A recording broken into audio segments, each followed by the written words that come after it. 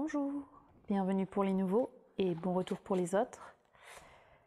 L'Épouvanteur, tome 2, chapitre 3, le fléau. Nous partîmes juste après l'aube. Comme à l'accoutumée, je portais la lourde sacoche de l'Épouvanteur. Au bout d'une heure, je compris que le voyage nous prendrait au moins 2 jours. D'ordinaire, mon maître marchait à grands pas, m'obligeant presque à courir pour ne pas me laisser distancer. Mais il n'avait pas tout à fait récupéré. Il s'essoufflait vite et devait s'arrêter régulièrement. C'était une belle journée d'automne, ensoleillée, quoique déjà fraîche.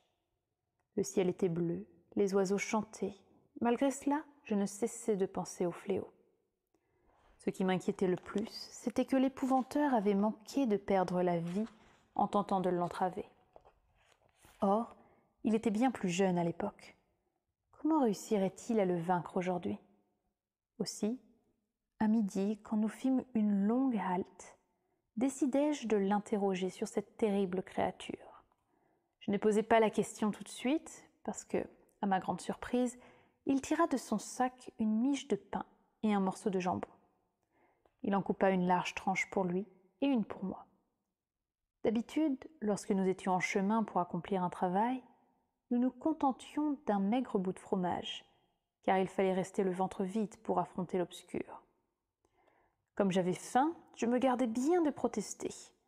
Je supposais que nous jeûnerions après les funérailles et que mon maître avait besoin de reprendre des forces. Quand j'eus fini de manger, je respirai profondément et m'enquis du fléau en ouvrant mon cahier. Il me surprit de nouveau en me faisant signe de le ranger. « Tu écriras ceci plus tard, sur le chemin du retour, » dit-il. « D'ailleurs, j'ai moi-même encore beaucoup à apprendre sur cette créature. Inutile de noter quelque chose que tu devrais corriger ensuite. » J'en restais bouche bée. J'avais toujours cru que l'Épouvanteur maîtrisait parfaitement ce qui concernait l'obscur. « Ne prends pas cet air effaré, petit. Comme tu le sais, je continue de tenir mon journal. Tu feras de même si tu vis aussi vieux que moi. Dans ce travail, on ne cesse d'apprendre. Et le début de la connaissance est d'accepter son ignorance. Comme je te l'ai dit hier, le fléau est un esprit très ancien et particulièrement maléfique, qui a failli venir à bout de moi. J'ai honte de l'admettre. J'espère que cette fois, il n'en sera pas ainsi. La difficulté, c'est d'abord de le dénicher. Il vit sous la cathédrale de Prieston, dans des catacombes qui abritent un immense réseau de galeries. « À quoi servent les catacombes » demandai-je, étonné. « Elles sont remplies de cryptes, des chambres funéraires souterraines qui contiennent de vieux ossements.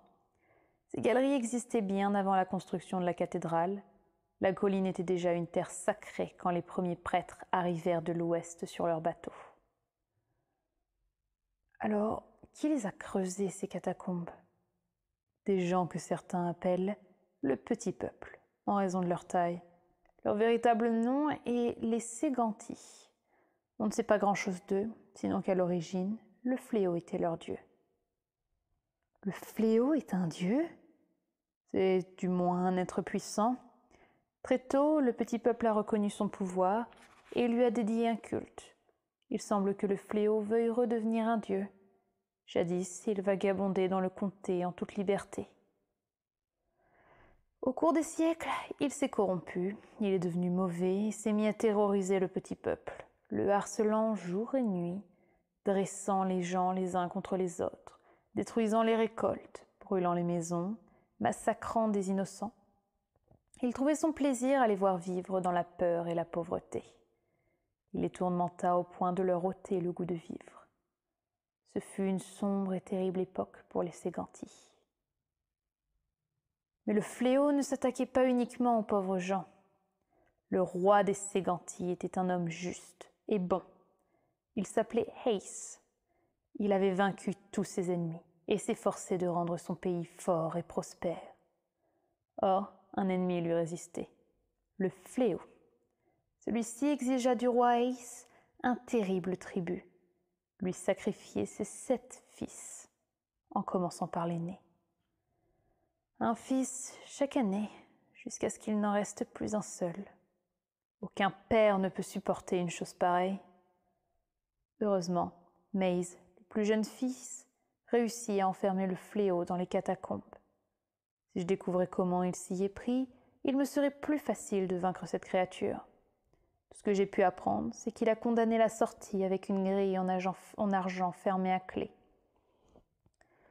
Comme beaucoup de créatures de l'ombre, le fléau est vulnérable à l'argent. Il est toujours enfermé dans les galeries ? Oui, il sera coincé là tant que personne n'ouvrira la grille pour le libérer. Tous les prêtres sont au courant. Cette information se transmet de génération en génération. Ne peut-il pas s'échapper par un autre moyen ?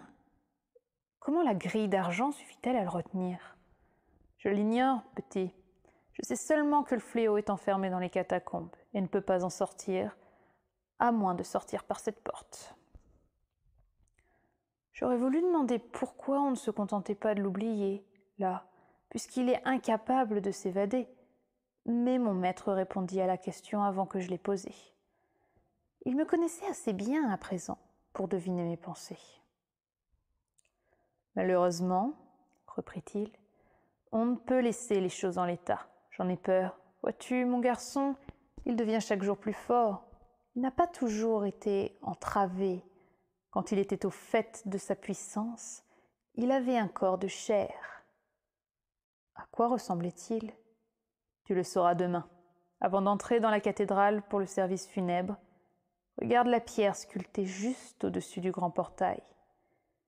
C'est une représentation fort intéressante du personnage, tu verras.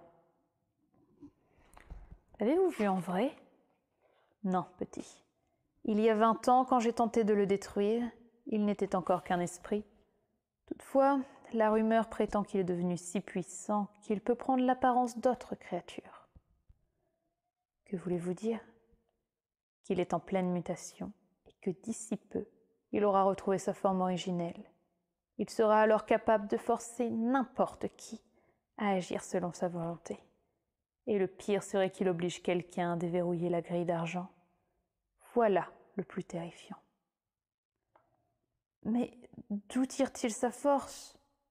Du sang, pour l'essentiel, celui des animaux et des humains.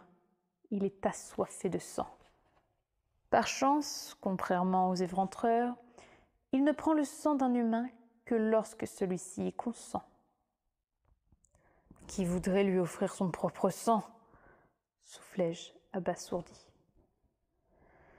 Il pénètre l'esprit des gens et les séduit en leur offrant de l'argent, des honneurs, du pouvoir, n'importe quoi. Si la persuasion ne suffit pas, il use de terreur. Parfois, il attire ses proies jusqu'aux catacombes et les menace de ce que nous appelons le pressoir. Le pressoir. Oui, petit, il a la faculté d'augmenter son poids.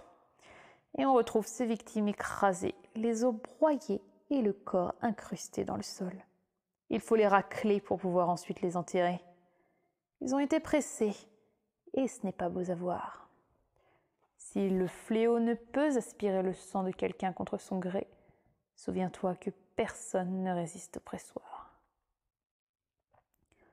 Je n'arrive pas à comprendre comment il s'y prend tout en étant piégé au fond des catacombes. Il lit dans les pensées, s'introduit dans les rêves, affaiblit et corrompt les esprits de ceux qui vivent à la surface. Parfois, il regarde même par leurs yeux. Son emprise s'étend sur la cathédrale et le presbytère. Il terrorise les prêtres. Sa malignité empoisonne aussi la vieille ville depuis des années. Et il s'attaque aux prêtres ? Oui, surtout aux esprits faibles dont il se sert pour commettre ses méfaits. Mon autre frère, Andrew, est serrurier à Preston. Il m'a envoyé plus d'une fois des informations sur ce qui s'y passe. Le fléau vide les esprits de toute volonté. Il manipule les gens à sa guise, étouffant en eux la voix de la bonté et de la raison. Ils deviennent avides et cruels. Ils abusent de leurs autorités, dépouillent les pauvres et les malades. Dans Preston, la dîme est perçue 2 fois par an. Je savais ce que c'était la dîme, une taxe que chacun devait verser chaque année à l'église locale, représentant le 10e de son revenu. Telle était la loi. Payer la dîme une fois représente déjà une lourde charge, continua l'épouvanteur. Alors 2 fois, autant ouvrir la porte du loup.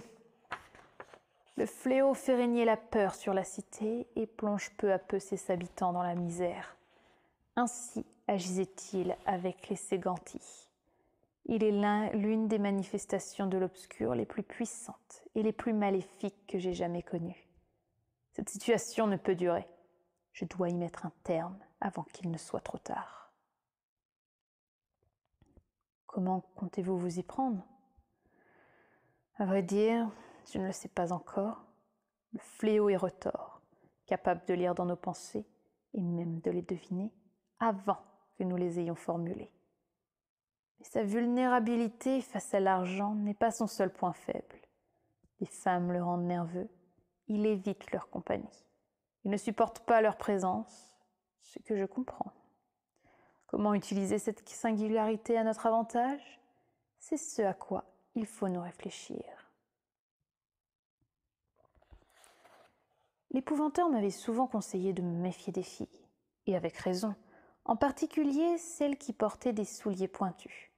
J'étais donc habituée à ce genre de raisonnement.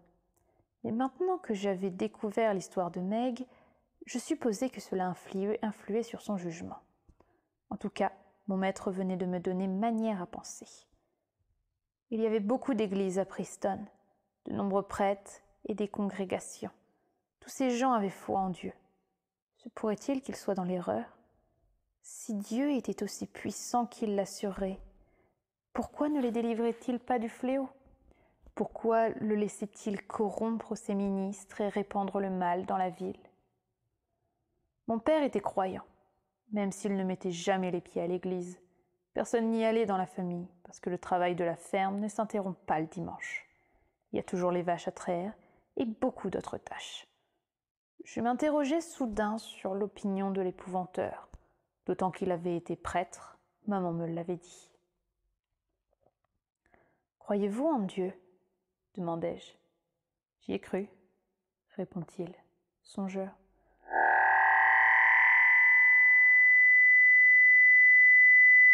Enfant, je n'ai jamais douté un seul instant de son existence. J'ai changé.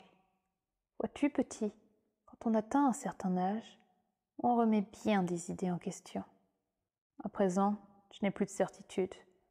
Je me contente de garder l'esprit ouvert. Après une pause, il poursuivit. Je peux néanmoins te révéler ceci. 2 ou 3 fois dans ma vie, je me suis trouvée dans une situation si critique que j'ai cru ne pas m'en sortir. J'ai affronté l'obscur et je me suis presque résiliée à la mort. Puis, alors que tout semblait perdu, j'ai senti en moi une force nouvelle. D'où provenait-elle ? Je ne peux que faire des suppositions. Avec cette force me venait également un étrange sentiment. Quelqu'un ou quelque chose était à mes côtés. Je n'étais plus seule. Il soupira profondément et reprit.